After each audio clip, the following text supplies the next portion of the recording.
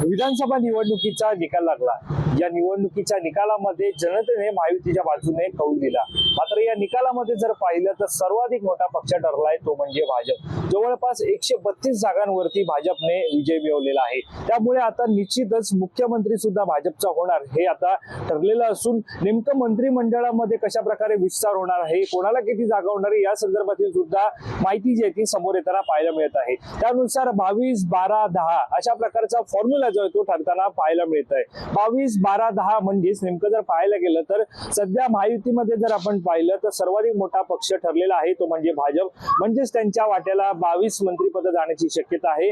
त्यानंतर शिवसेनेच्या वाट्याला 12 मंत्रिपद जाण्याची शक्यता आहे। त्यानंतर येतो तो म्हणजे राष्ट्रवादी काँग्रेस अजित पवार गट यांच्या वाट्याला 10 मंत्रिपद जाण्याची शक्यता आहे। एकंदरीत जर 22, 12, 10 हा जर आपण फॉर्म्युला पाहिला तर जागा वाटपात असो किंवा निकालात असो भाजप हा सर्वाधिक मोठा पक्ष असल्याचं पाहायला मिळत आहे।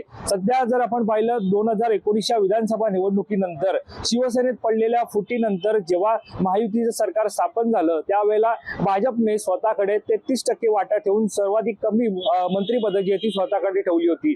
जास्तीत जास्त मंत्रिपद ही शिवसेना आणि अजित पवार यांच्या पक्षाला जी ती दिली होती। मात्र आता विधानसभा निवडणूक 2024च्या या निकालानंतर भाजपने जे ते स्वतःकडे सर्वाधिक मंत्रिपद ठेवण्याचा एकंदरीत निर्णय घेतल्याची माहिती समोर येते। त्यानुसार 50% मंत्रिपदाचा वाटा हा भाजप स्वतःकडे ठेवणार आहे, तर 50% हे मित्र पक्षाला म्हणजेच शिवसेना आणि राष्ट्रवादी काँग्रेस अजित पवारला 50% मंत्रिपदाचा वाटा मिळणार आहे। त्यामुळे निश्चितच आपण पाहतोय की 22, 12, 10 अशा प्रकारचा हा फॉर्म्युला निश्चित होताना पाहायला मिळत आहे। आता नेमकं कशा प्रकारे ही मंत्रिपद असणार आहे, एकंदरीत कशा प्रकारे हा वाटा होणार हे सुद्धा आपण जाणून घेणार आहोत। त्यानुसार जर आपण पाहिलं तर महायुतीत 22, 12, 10चा फॉर्म्युला असणार आहे। त्यामध्ये भाजप 20 ते 22, शिवसेना 12 आणि राष्ट्रवादी काँग्रेसला 9 ते 10 मंत्रिपद मिळण्याची शक्यता आहे। त्यानुसार शिवसेनेच्या म्हणजे शिंदे गटाला 8 कॅबिनेट आणि 4 राज्यमंत्रीपद अशा प्रकारे एकूण 12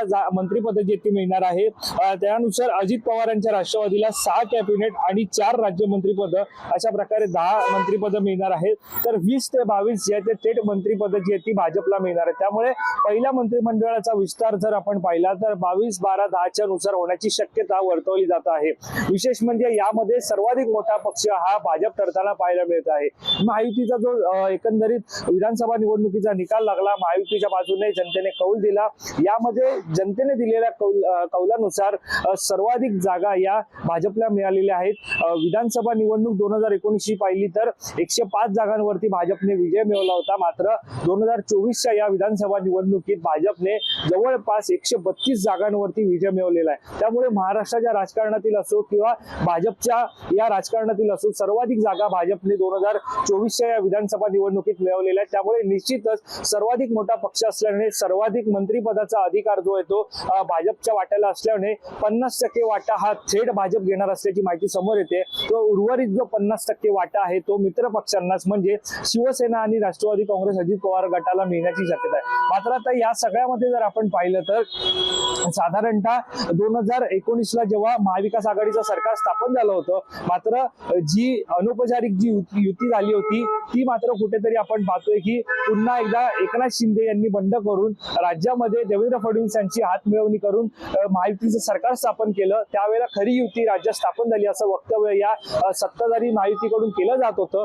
त्यामुळे आता निश्चितच आपण पाहतोय की एकंदरीत त्यावेळेला अनेक असतील अजित पवार यांनी सुद्धा महायुतीची साथ जी ती त्यावेळेला दिली होती। त्यामुळे ट्रिपल ज्या प्रकारे बोललं 3 पक्षांचं हे महायुतीचं सरकार राज्यामध्ये पाहायला मिळत होतं। त्यावेळेला भाजपने स्वतःकडे 33% वाटा जो तो मंत्रिपदाचा ठेवला होता, म्हणजे सर्वाधिक कमी मंत्रिपदाचा वाटा स्वतःकडे होता। तो उर्वरित जो मंत्रिपदाचा वाटा आहे सर्वाधिक जास्त हा मित्र पक्षांना दिला होता, त्या म्हणजे शिवसेना आणि राष्ट्रवादी काँग्रेसला। त्यामुळे निश्चितच त्यांची वट त्यावेळेला जास्त होती। मात्र आता आपण पाहतोय की एकंदरीत तिघांचं महायुतीचं सरकार जरी हे आता स्थापन होत असलं तरी यामध्ये वर्चस्व जे ते केवळ भाजपचंच राहिलेलं आहे।